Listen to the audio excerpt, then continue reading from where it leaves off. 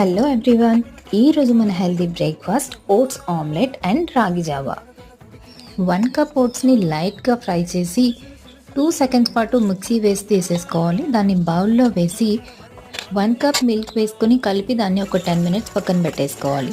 2 ఎగ్స్ని బీట్ చేసి పక్కన పెట్టుకోవాలి.